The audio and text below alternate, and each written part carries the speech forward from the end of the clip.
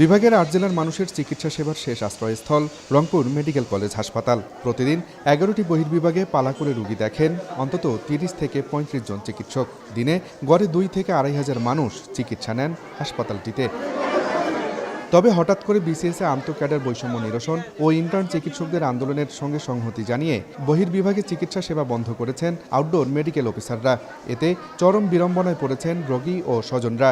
১২টা পার হয়ে যাওয়ার পর এখন বলতেছে এদের নাকি অনির্দিষ্টকালের জন্য ধর্মঘট।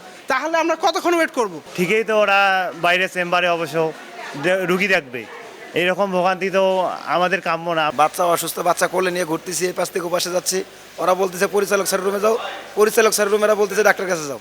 আমরা কোনো জায়গায় যা পাচ্ছি না। কেন এই ভোগান্তির শিকার হবে? আপনাদের আন্দোলনের দাবি, আপনাদের দাবি আছে, সেটা আপনারা কর্তৃপক্ষকে জানান, তারা আপনারা কেন এই রোগীদেরকে দিয়ে সেটা তুলবেন? হাসপাতাল কর্তৃপক্ষ বলছে জরুরি রোগীদের বিকল্পভাবে চিকিৎসা দেয়া হচ্ছে। এমার্জেন্সি ইনডোর আমাদের সবসময় খোলা থাকে, এটা ২৪ ঘন্টা খোলা থাকে, আপনিও জানেন আমিও জানি। আর আউটডোরে কিছু রোগী অবশ্যই ঘুরে, তার জন্য তো অবশ্যই আমরা দুঃখ প্রকাশ করতেছি। গত ১৫ দিন ধরে নানা দাবিতে বিক্ষোভ, মানববন্ধন ও কর্মবিরতি সহ আন্দোলন করে আসছেন সরকারি ও বেসরকারি মেডিকেল কলেজের শিক্ষার্থী, ইন্টার্ন চিকিৎসক ও আউটডোর মেডিকেল অফিসাররা। আব্দুর রশিদ জীবন, সময় সংবাদ, রংপুর।